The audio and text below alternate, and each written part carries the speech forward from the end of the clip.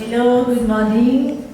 Thank you for being here for this talk. We're super happy to welcome this morning Karen Levy, Eugenio Rebodengo, and well, you have an easy one compared to Michael, and Michael Chifou Huang. We're very happy to have you guys because you know, over the place with all the art fairs, should it be from FIS to FIAC, Artissima soon. And so thank you for staying a little bit with us at AsiaNow this morning. The purpose of this talk really is in an open conversation, and you'll have the opportunity to ask questions to them, maybe after this talk, particularly on the art of collecting. How did they get there? Maybe for the two of you, from your parents' legacy. Should it be a GSL collection for you, Karen, or Sandretto Foundation for you, Eugenio? What about you, Michael? Would be super happy to know about the private museum you founded in Beijing. So how did you get there? What's the specificity of the three collections you are dealing with? How do you make your own path into art fair? How can you make the most into art fair? Might be an interesting topic as well for us to know, just to get some good tips from you. But finally, and I know, Eugenio, that you're starting just looking at the Chinese new generation of artists, and we saw each other in Hong Kong with Patricia as well, so I know how interested you are. But maybe what are the good tips you could give us to start looking at the Asian scene, and specifically the Chinese young artist scene? We all know that your collections are international. DSL collection was a more specific Chinese focus. How to get started into this, because there's so much to see. So I leave the floor to you guys. Thanks again for coming, and I leave the conversation open for everyone afterwards. Thank you. 20 minutes each. Do you want to start maybe, Eugenio? Okay, so there are a lot of questions, so it's not exactly where do we want to start. I think maybe we will start with your collection, and how you define Let's your start collection. with story, no? And there is my mom here in the first row, so generally when I talk there is I talk about her and how she started the story, and she's not here, so in this case that she can check if what I'm saying is correct. I mean, we, let's say, the collection that she started 25 years ago, is international, even if there is, let's say, an Italian focus at the beginning. I would say it's not central at all, and it's become gradually more international, but she started already with English art and American art, so I would say it's mostly Western country. And I think it's true the world is, I mean, now it's becoming really global, and there are interesting artists from all over, and I had a fast walk around now at the fair before it opened, and you see how much more also artists from, let's say, Asia are getting influence and in dialogue with Western artists. So I feel what is interesting is that it's becoming more accessible for us Europeans, that we have a certain kind of formal language, vocabulary and experience with our Western art to approach a lot of Asian artists. I mean, I don't remember the name, but we saw an artist that was then recalling Kawara and all that aesthetic. There was another installation. There were say, a lot of artists whose aesthetic is getting closer to what we let's say, to what we know as Western, which I don't know if it's a good or bad thing in a way, because of course it means that there is then a a more shared vocabulary lexicon, but in any case I think it's an interesting one. I mean, going back to maybe the foundation or so. Yeah, so let's say we do have let's say 2 museum space, one in Torino in the city center, which opened to the public in 2002, and then another one which was the first one in Guarene, which is a place in the countryside around an hour from Torino. And there is a programmation mostly of international emerging and mid-career artists, even if, let's say, it's not that stuck. For example, down the line, the idea is also to have, I say, it's always to have a different international and not to be necessarily confined with what I feel was important in Italy was the idea of filling a gap in the country, because of course Italy has such a big tradition for, say, cultural and historical art, but not as much for contemporary. So the offer in terms of contemporary art in the 90s from the public was close to zero. So the desire of the family was to try to fill this gap and offering both for the artist and for the audience a place that would be a good platform to develop it. And I guess, Michael, in China maybe is happening something similar. There are a lot of private people that are trying to engage and build. No? Do you think there are similarities probably in China now, or what was the situation that say my mom found in Italy 20-something years ago?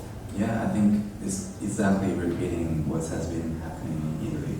And people are just really kind of starting to get contemporary art and looking at international artists and really like broaden their horizon on seeing art. And you have actually, Michael, created a museum. Can you speak a bit of how you started the museum? Because your family was actually not collecting, and so you're the first generation of collectors that have founded the museum. Yeah, I feel it's very common in China to be, the young people usually are the first generation collectors, because China really formed, the modern China really formed in 1949, so it's very recent. And before that is like war and it's very unstable, so there isn't really like Europe, there's generations of collecting and passed down collections. So China is really the new generation that's collecting. And so me and my 2 other museum founders, we all first generation collectors, and we all educated abroad. I went to London for high school, and now I'm in the US. And it's just like the museum system is really important for people to see art and develop this hobby, to be surrounded by art. And there isn't this system yet in China, so we want to open this museum that's public facing and really bring the young people to museums, and that's how it formed. And so what do you collect? This is interesting because I know what Virginia is collecting, but what are you collecting? And when did you start really to collect? I started when I was 16, but it was really slow. It was like a year a piece. At 16 you can be slow. Yeah. It was like a piece every year, because my parents never gave me birthday presents, so I just it was like I asked for one piece of art every year. But now it's more and more, and after the museum formed, and the pace is much faster. And I really look at a lot of artists. I travel a lot to see art, and really just what I think I like visually, and also I think is going to be important in art history. But right now I'm trying to, I collect from different periods and different countries, but right now I really want to focus on post-internet art, art that deals with technology and internet culture. And so, Eugenio, you with the Art Turner websites that you have created now 3 years 3 years ago. So, did you feel there was something interesting and to relate to your collection because your parents were collecting, your mom was collecting something different, or? I mean, I think the Art Tuner project and what I'm doing wants to reflect how, in my opinion, things are changing, so are evolving in the art world, and starts from the idea, first of all, of acknowledging that internet is an important place to engage with, because everyone, not just of our generation now, is really using internet to find every kind of information about everything, to acquire a lot of goods, from travels to food to clothes and so on. And so I think it's very important that there is, I think, more attention in also how art is presented online, and trying to create, say, a curated environment where it's possible to get access to selected informations and artist shows. And this has started 3 years ago and has expanded in the direction also of having pop-up physical shows in different countries in specific, let's say, art world dates calendar, in the calendar, so where there are generally, let's say, international people coming to a city mostly alongside an art fair, and using so this occasion to offer people an experience which is like a small curated group show generally, and that's what we're doing. And I think it's important because there is so much art that you can see now, that having the possibility to create an environment which is not super small, but maybe not even as big as the main fairs, give people the right time to stop, to have a look at the art and so on. And for the artists, to be shown in a context with other artists, maybe the same generation, very often different generations, and creating those kind of dialogues. So this is the direction that with Art Tuner now I'm developing. We have a show opening in Torino in 2 weeks, on November 3rd. A second show in New York after the first we opened beginning of September. We have a second show opening the week after in New York and Chelsea. So the idea is to go back to a curated context, and using, in any case, the fact that people are really traveling all the time, and it's much easier to bring them to New York, Chelsea, and then the week after, before, to Torino, than maybe to bring them from Central Mayfair to Peckham. So there are certain kind of dynamics that in the art world are happening, so build on that. I think also on what you were saying, it's very, we're a generation who traveling a lot. So we travel for the art fairs, but also I think we like to exchange about the artists we collect, and probably support also the next generation of the artists today. So what do you think, how do you actually select the artists you collect in the collection? Is there something you would like to, Michael, speak about? I usually, so when I go to art fairs, I like to just look around, and I only ask about things that I like visually. I try to learn more about the process, and we're trying to think if this is going to be important in art history and is doing something new. I like to exchange, talk about which things I liked with other collectors, and work with journalists who write about the upcoming artists of this fair. And what about you, Eugenio? I think, for example, I'm say I'm not as familiar with Asian art as Western art. So for example, a fair like this is a good setting to get to know in a more focused way what is going on in China, Philippines, Thailand, and so on, because you have let's say you have a clear focus and selection of which galleries are there, so it's much easier, let's say, to get a good feeling of what is going on in those countries that for us are still pretty far, rather than, let's say, in a bigger fair where maybe there are few booths mixed up in 95% of Western booths. You know? So I think, in a way, every place in the Rio Fair has its own peculiarities, but I think to discover something new in bigger fairs, which we all go very much, it's becoming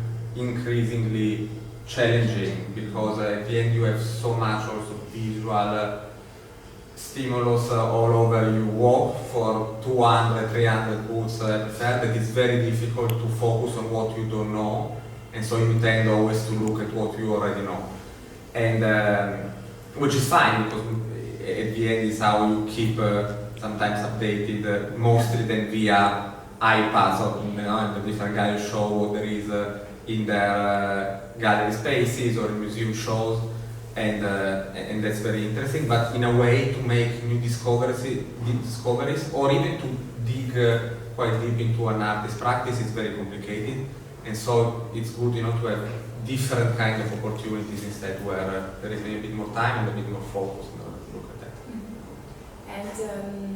And so, for example, for Asia now, you went very quickly in the fair, but how do you start with like an art fair when you don't know, the artist or the art scene? Is there any? Let's say generally, the strategy is that we try as much as possible to start from a row and going then back and forth in a very. So can you think about it? It's very geometric.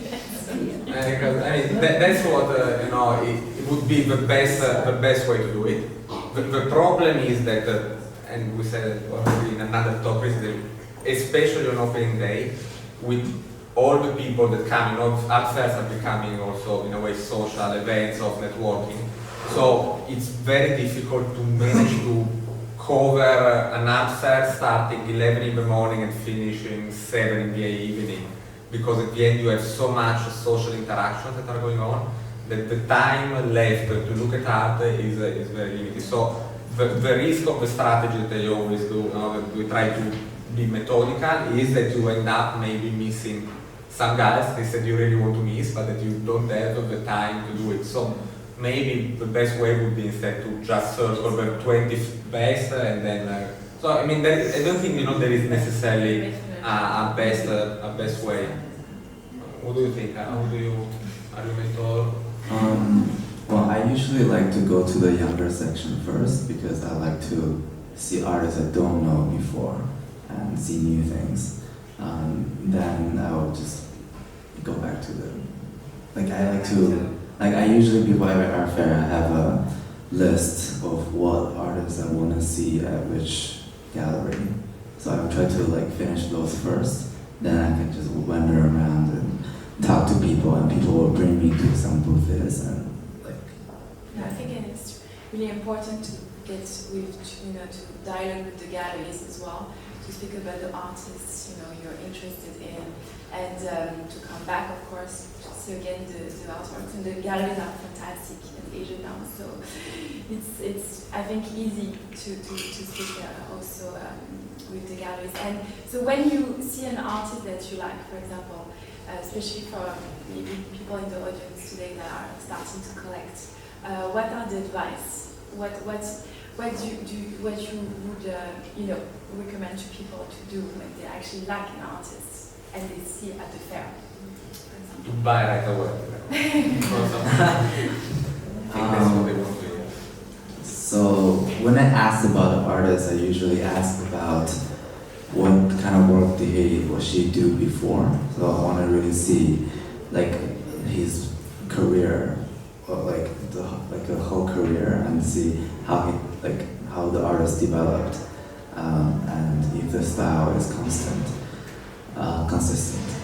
And I want to see, I mean, like just doing due diligence, like his CV and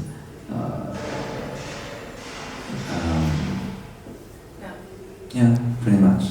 I mean, that's, I think, what we should say here to encourage also people to buy here is that they should buy without wasting a second. Exactly, because and the good news is not like a freezer, you can actually buy it. Yeah, you can buy it. Very good.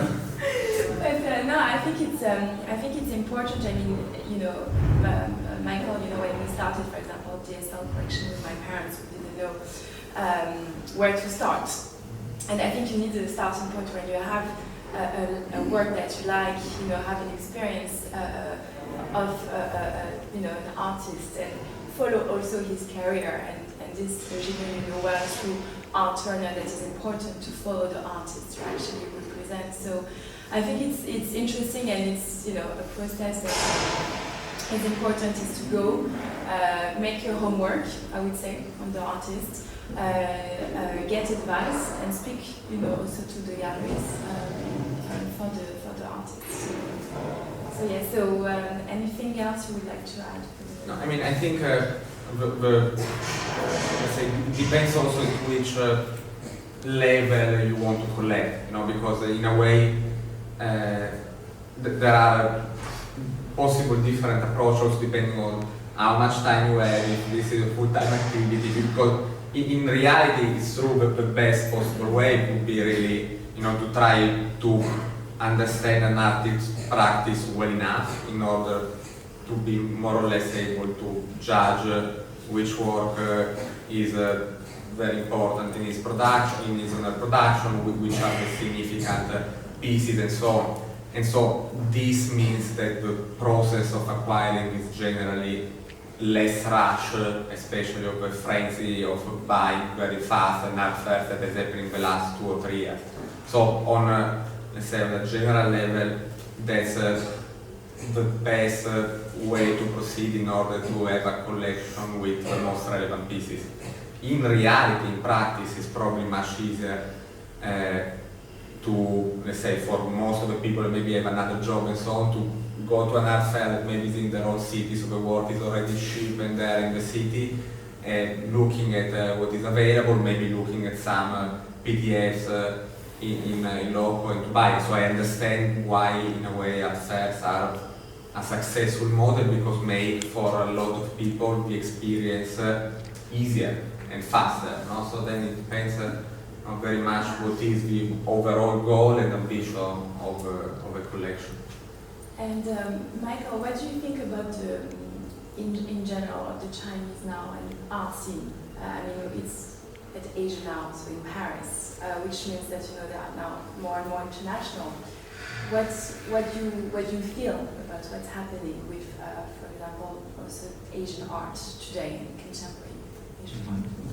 Yeah, I feel like the artists, the very new contemporary artists nowadays in China, like they're getting more international too, and they're taking a lot of they work with medium that's, you know, very new and, you know, post-internet too, and they really, their language is beyond the region, because the Chinese art really became famous for all these language before that's very Chinese and very political and very like typical. You can see they're Chinese, but now I think the boundary is very blurred, and it's more about, you know, personal feelings and personal like reflection on their lives.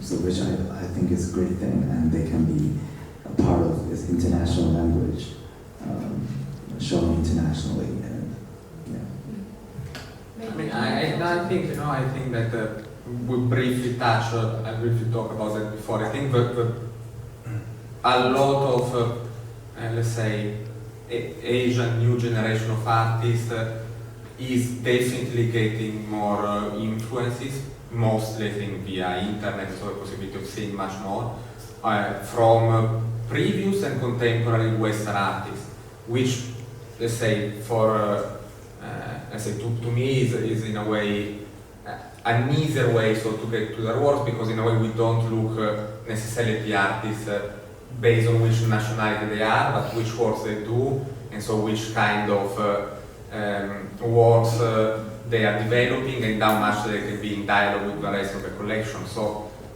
having said before, that I'm definitely not an expert about Chinese art, but for example, we got recently Wan Chao, which say there is Nadine there, that they work with her in Berlin, and say we've been following, Liu Wei for quite some years. So let's say artists that have a vocabulary which is closer to our, let's say, to our background understanding, and whose work can fit very well in the overall spirit of the collection, are really welcome from wherever they are from. So I think it's important not having as a collector. I mean, you can have a focus, and it's important. For us, it's very difficult to say not to say, okay, we focus just on American artists or Italian artists or European artists, because I feel the direction is going there. We have mostly focus on Western artists, and so if you wanted, when you say I focus on Chinese artists, it's such a broad number of artists, which is as big, even bigger than say we focus on Western artists in terms of population and so on. So it makes sense maybe to focus on this area.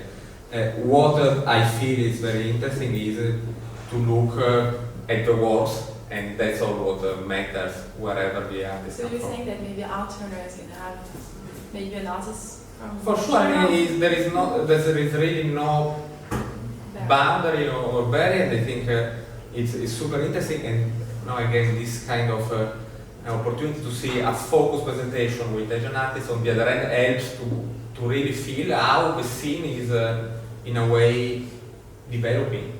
And I think it's really interesting, if I can say that, for example, Michael, you came to Paris for, of course, seeing the art fairs, but you spent a lot of time here, I think, at Asia Now, and you actually bought some works, artworks here. And so you actually, and Eugenio came to Hong Kong, Basel. So I think also now, for us, the collections, we like to really go and explore, and also, definitely buy some works when it's in Paris. So. Yeah, I just want to add on to what Eugenio said. I feel like buying art is always what art touches you, and really depends on like your background. And I mean, I feel like in Chinese art is getting more international, is that speaks to more people, and is like historically I feel like male artists has been more popular, I mean more expensive than female artists, perhaps because of before more collectors of male, and it speaks with your background. Yeah. So now I feel like because of internet, everything is, information is very universal, and people really see art from all over the world, and artists speak to everyone. And I think there is a sense for Asia Now as a platform, as Alexandra started it, to really bring together the Asian arts in here. And you see that also a lot of artists are now going to be represented in international galleries. So I think this is also something that is a real exchange and a real making a lot of sense for the artists, the Asian arts. Yeah, Good. definitely. I think we, do you have any? I think we're done, but would you actually like to open up the discussion for any questions? Anyone?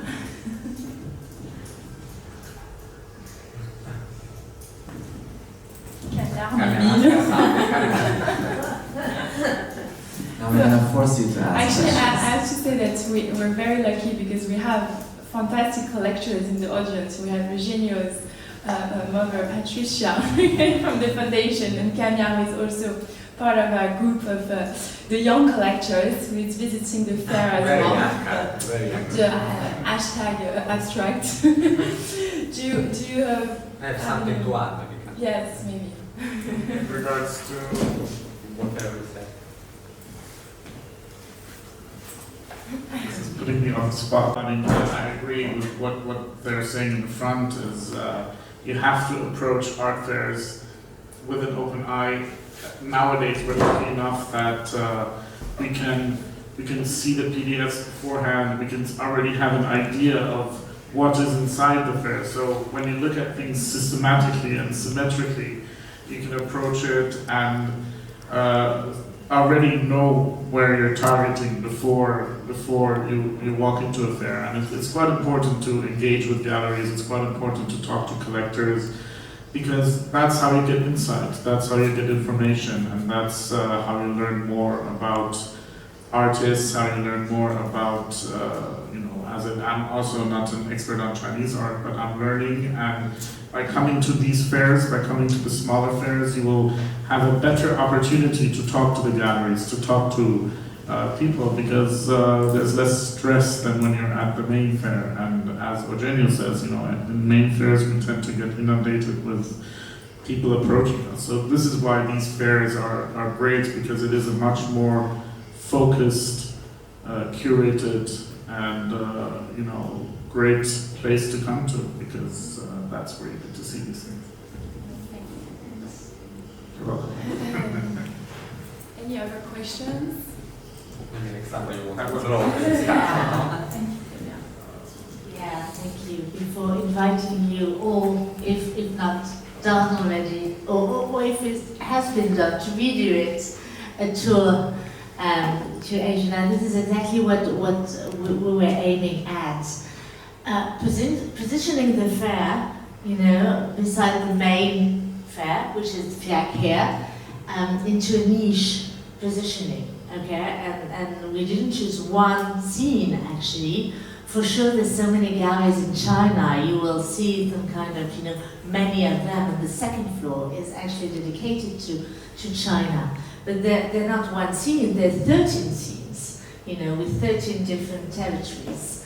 And apart from this very specific focus on Asia, the fact that we didn't want to go to copycat a fair into a mini fair, but to develop something else, a different model, something maybe more intimate, more human scale, size. We call it as a boutique art fair because it's a shortcut to compare with the boutique hotel and the main Hiltons in most capitals.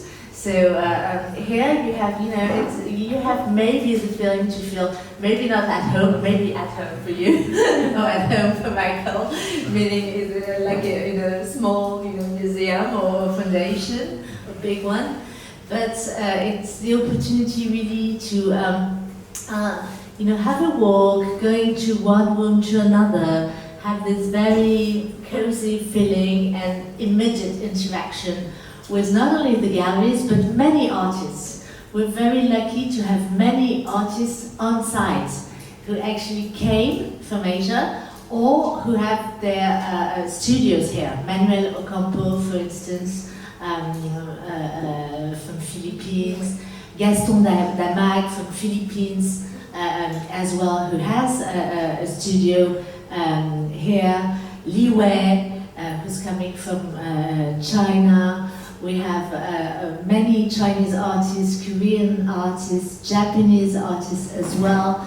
You're going to have the opportunity to discover before the Biennale Venice the Japanese artist who is chosen now to represent the Japanese pavilion, and the one from Korea who has been chosen to represent the Korean pavilion as well. And at Sundaram Tagore, you'll see a Bangladesh artist, a female Bangladesh artist. Her work is just coming from the Bern Museum, and she uses razor blades in her works, and you'll see this work as well. So it's very eclectic, it's very different, it's pretty unique and boutique. So please enjoy.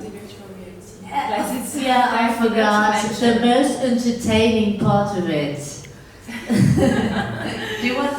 Yeah, give me. No, I think it was interesting at Asianal to show the first virtual reality museum with the glasses. Actually, some of you who were actually at Frieze saw and used, Camilla here used it completely, the new glasses for the virtual museum. And so with DSL collection, we decided to digitalize it and have for you to go have an experience and go through the museum.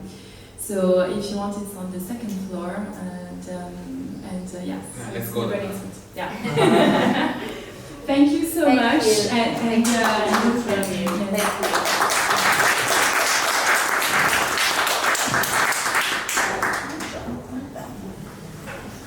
Bring that, Well, thank you all.